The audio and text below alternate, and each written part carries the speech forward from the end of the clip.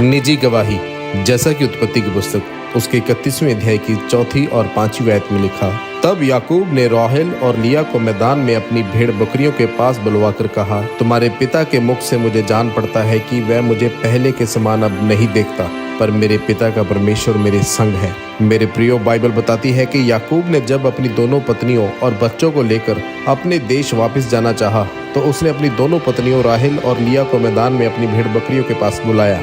उसके लिए वहां से निकलना आसान नहीं था, क्योंकि अगर आप एक विश्वासी हैं और अपने जीवन में सब कुछ वापस लेना चाहते हैं, तो आपके पास सबूत और गवाही होना बहुत जरूरी है कि परमेश्वर आपके साथ है। अगर आपने पवित्र आत्मा पाया है, तो यह अविश्वासियों और दूसरे लोगों के लिए सबूत नहीं है, लेकिन कुछ ऐसा शारीरिक सबूत जो यह साबित करे कि इस व्यक्ति के ऊपर परमेश्वर का हाथ है। बाइबल में लिखा है कि याकूब का मामा लाबान उसको वहां से जाने नहीं देना चाहता था, इसलिए उसके मामा ने कहा कि जितनी काली भेड़ें हैं, अगर वे धारी वाले बच्चे पैदा करेंगी, वह तेरा वेतन होगा। ऐसा होना संभव था।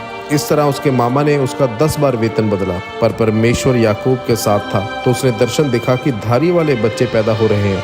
इस तरह से याकूब के पास इतनी भेड़ बकरियां हो गई कि वह उस देश में सबसे अमीर लोगों में एक बन गया। और फिर जब उसके जाने का समय आया, तो उसने अपनी पत्नियों को विश्वास दिलाया कि अपने पिता के घर को छोड़कर उसके साथ चले। उसके पास और कोई प्रमाणित सबूत नहीं था, और यह बहुत मुश्किल काम था कि जब तक वह उस सबूत को अपनी पत्नियों को ना दिखाए। इसलिए वह अपनी पत्नियों को अपनी भेड़ बकरियों के पास बुलाकर लाया था कि समय आ चुका है कि हम अपने घर में वापस चलें। इसका मतलब अगर किसी विश्वासी के जीवन में सबूत की कमी है, तो उसके अंदर ताकत की कमी होगी, और वह अपने परिवार, लोगों, अपने नगर और मोहल्ले को विश्वास ना दिला सकेगा। इसलिए आपको घुटनों पर आकर प्रार्थना करनी है, पवित्रताई का स्तर ऊंचा रखना है, लगातार बाइबल पढ़नी है, ताकि परमेश्वर आपको सबूत दे सके और आपको आशीषित कर सके। आमीन।